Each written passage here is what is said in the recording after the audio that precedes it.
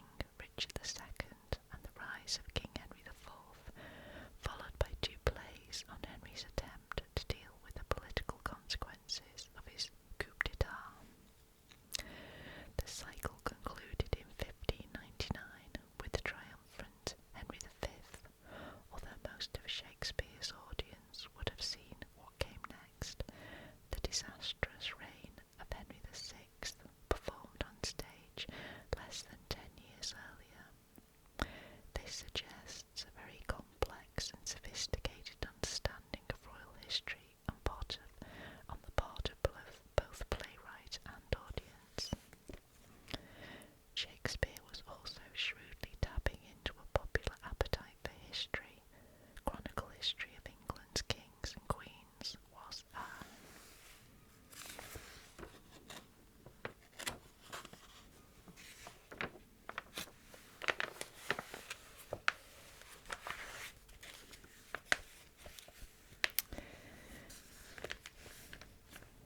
a relatively new genre and proving to be extremely popular.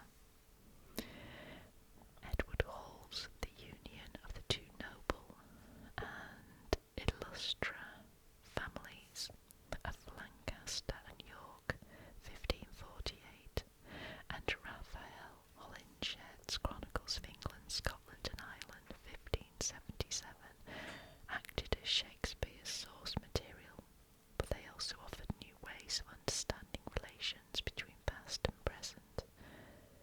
History, according to chroniclers like Holinshed and playwrights like Shakespeare, was no longer ordained according to a divine plan. Instead, historical change was contingent on men's actions, which put even greater onus on the monarch's personal moral responsibility. This tremendously liberating and artistically exciting development was also politically dangerous.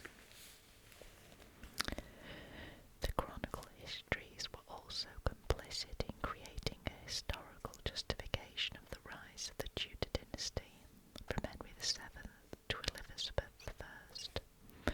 This provides one reason why Shakespeare began with the reigns of Henry VI and Richard III. In the three parts of Henry VI, Shakespeare portrays the self-confessed wretched reign of the young, pious but politically naive Henry. Although Henry was of the House of Lancaster and technically therefore an ancestor of the Tudors, the audience knew that his long reign would be defined by civil war and humiliating military defeats in France.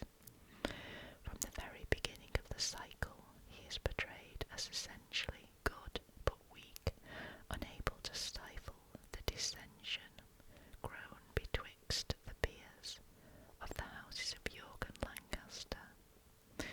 Throughout all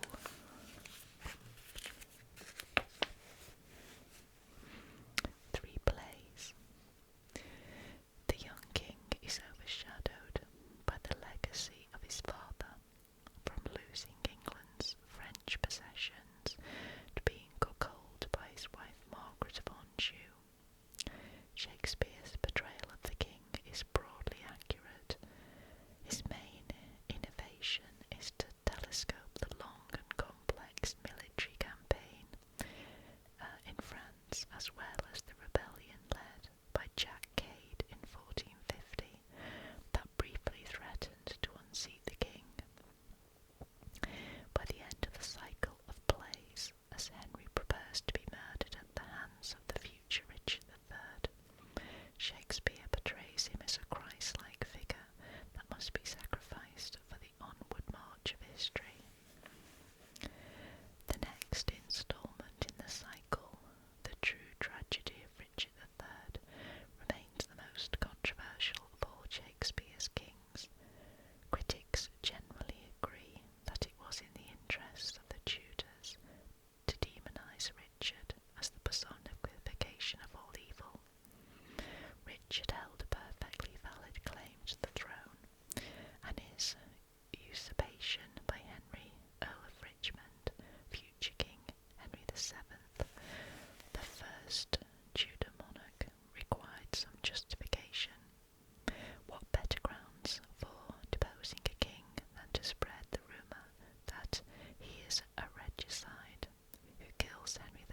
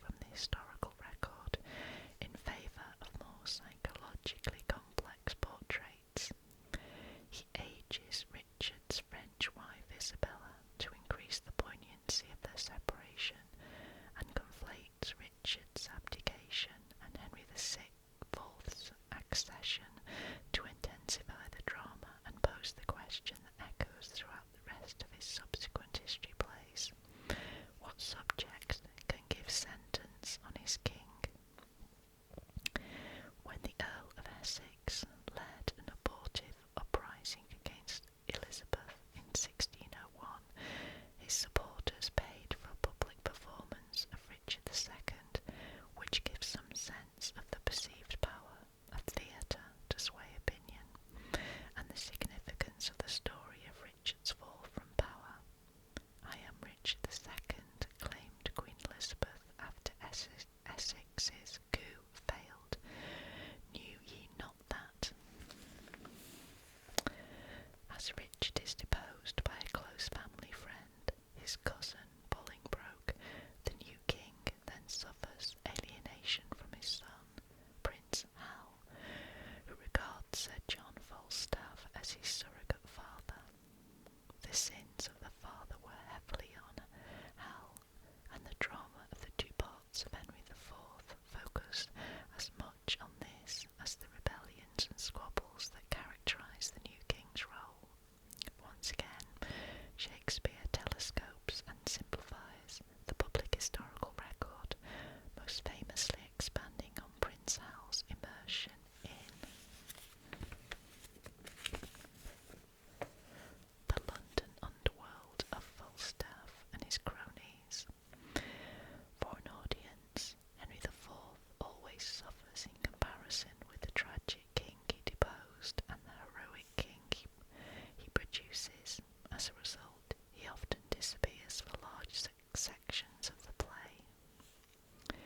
In contrast, Shakespeare's Henry V, 1598-99, places its king at the heart of the action. By the time of this play, Henry's reputation was assured, and Shakespeare followed admiring chroniclers like Holinshed in celebrating the king's military prowess in France, culminating in victory at Agincourt.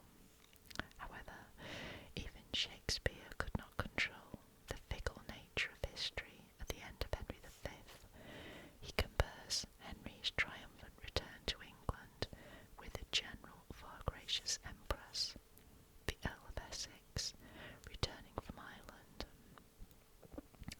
bringing rebellion broached on his sword.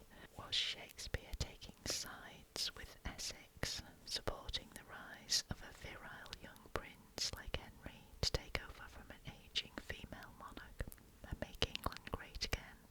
Probably not, although the fact that the censors cut later editions of the play with references to Essex suggests that Tudor authorities thought differently. It was this collision between the demands of the Tudor state and Shakespeare's fascination with how individuals make their own history, well before Karl Marx, that make the history plays such compelling drama, both from Shakespeare's contemporaries and for us today. Interesting. So, let's go back.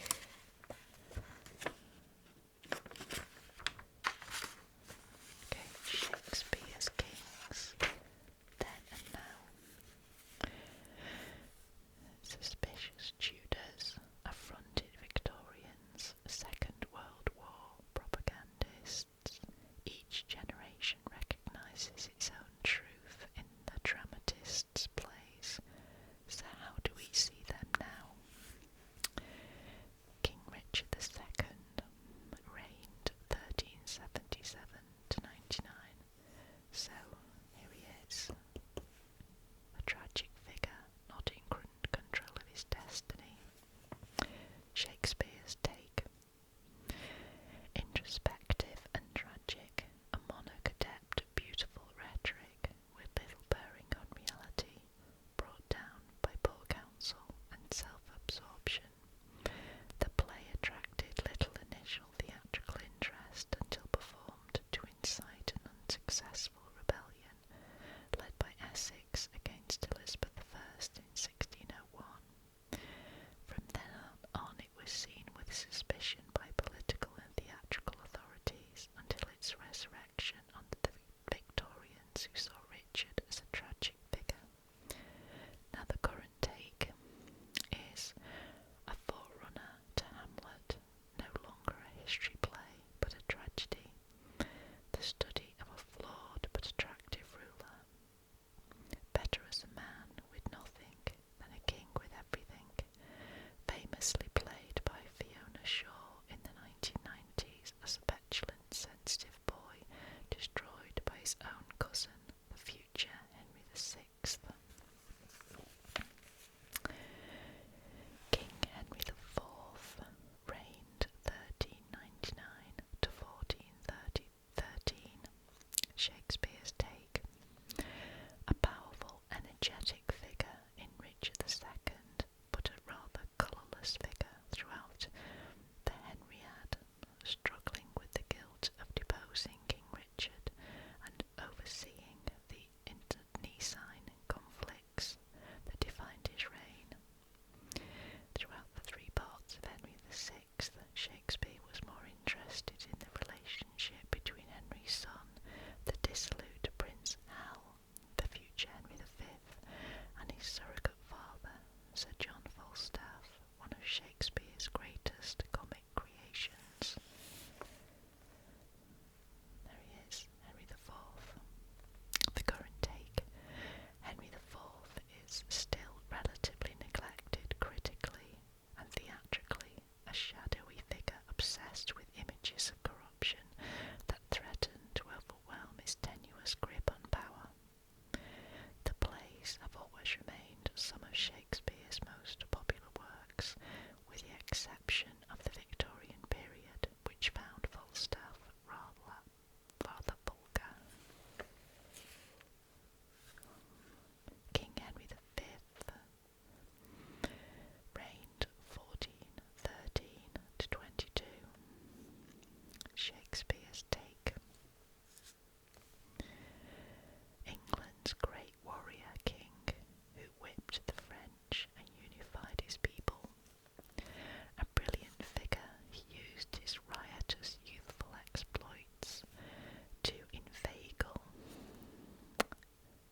the commoners into following him on an unjustified war against France. Fused with the figure of St. George that he repeatedly evokes, Henry was an almost mythical king offered as an aspiration to all young princes. The current take. Henry is a more ambiguous and uncertain figure, worrying over his right to engage in a just war. He speaks with one eye on how he will be judged religiously and historically. Recent productions have stressed his youthful angst. Kenneth Branagh's post-Falklands War version offered a Henry meditating on the cost of war. Many directors dwell on how Shakespeare offers the rank and file space to criticise Henry's decisions.